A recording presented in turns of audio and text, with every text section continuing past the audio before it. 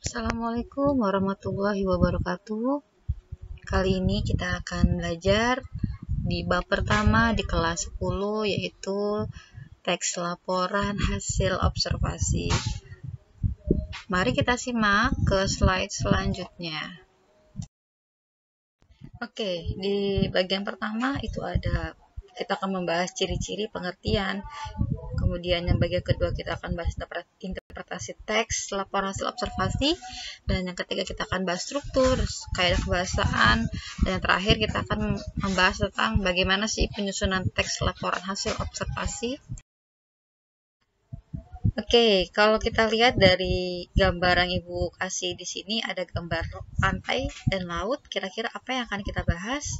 Tentu saja kita akan membahas tentang bagian-bagian atau informasi yang ada di dalam pantai ini tersebut. Oke, kalau kita lihat dari pengertiannya di sini sudah cukup jelas bahwa isinya itu tentang penjabaran umum mengenai sesuatu yang didasarkan pada hasil kegiatan observasi.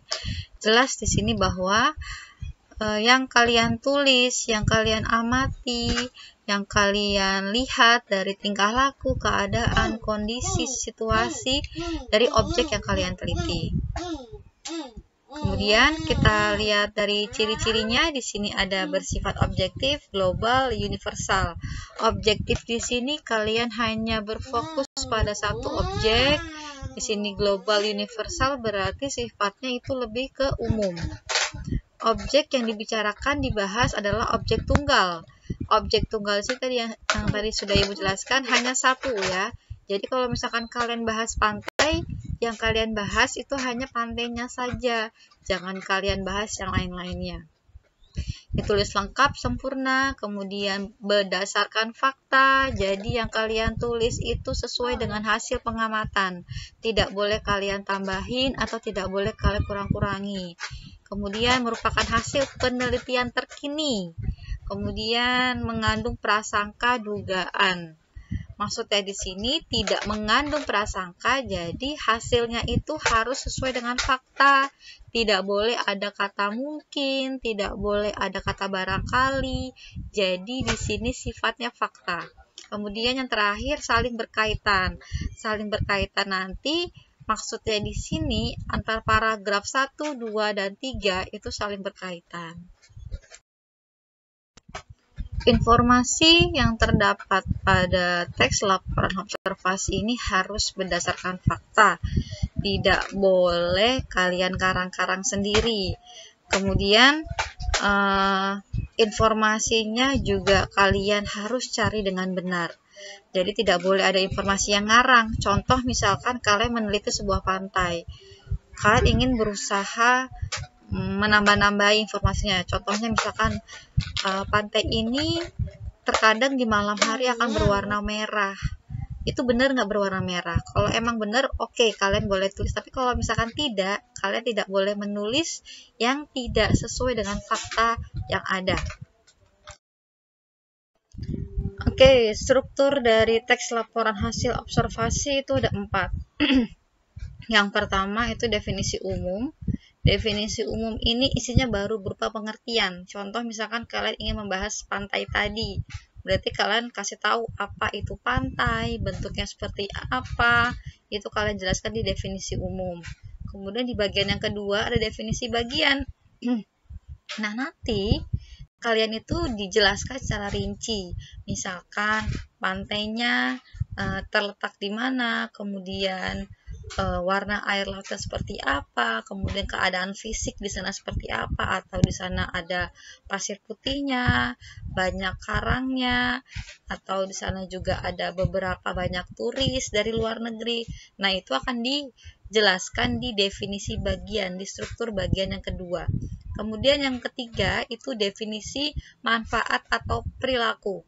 Maksudnya di sini kalian di paragraf ini, di bagian ini kalian menjelaskan manfaat dari hasil pengamatan kalian.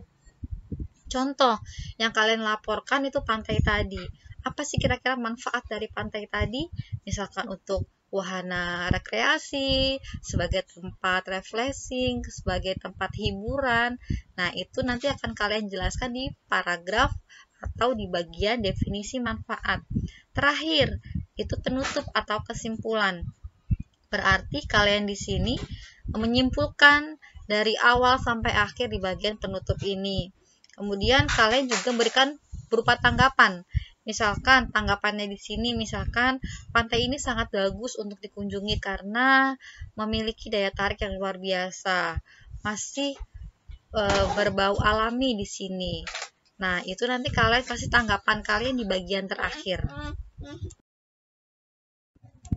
Oke, kita masuk ke kaidah kebahasaan. Yang pertama itu ada kata, kemudian frasa. Frasa itu dia lebih dari satu kata, tetapi bisa diartikan. Contohnya frasa yaitu saya makan. Itu lebih dari satu kata. Kemudian verba. Verba itu adalah kata kerja. Dan nomina itu adalah termasuk kata benda. Lanjut ke kalimat definisi dan deskripsi. Maksudnya di sini adalah kalimat yang menunjukkan sebuah informasi. Contoh, pantai adalah, berarti kalian menjabarkan informasi tersebut. Kemudian kalimat simpleks dan kompleks. Kalimat simpleks itu terdiri dari satu induk kalimat yang ada subjek, predikat, sama objek. Contoh, saya pergi ke pantai. Kemudian kalau kalimat kompleks, dia terdiri dari dua induk kalimat yang disambung menggunakan konjungsi. Contoh, saya pergi ke pantai dan ayah pergi ke kantor. Nah, itu ada dua kalimat yang disambung menggunakan konjungsi berupa dan.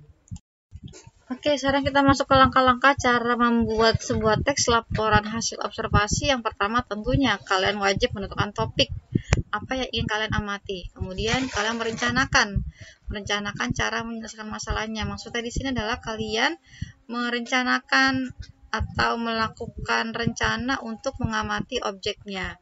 Yang ketiga, melakukan pengamatan. Berarti kalian itu adalah mengamati dari objek kalian pilih. Kemudian meneliti ulang hasil pengamatan. Kalian teliti ulang, ada nggak informasi yang kira-kira tidak sesuai dengan fakta, itu tidak boleh ditulis ya. Jadi semua hasil pengamatan itu wajib berupa fakta.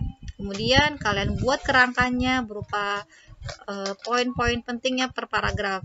Kemudian kalian menyusun laporan hasil observasi. Kalian susun sesuai dengan struktur. Yang tadi sudah Ibu jelaskan ada 4 struktur ya. Kalian jelaskan sesuai dengan struktur. Yang pertama tadi Ibu bilang definisi umum, kemudian definisi bagian, kemudian kalian baru lagi menulis tentang manfaatnya, kemudian terakhir penutup. Lanjut, kalian membenahi laporan. Kalian teliti lagi ada yang salah atau tidak.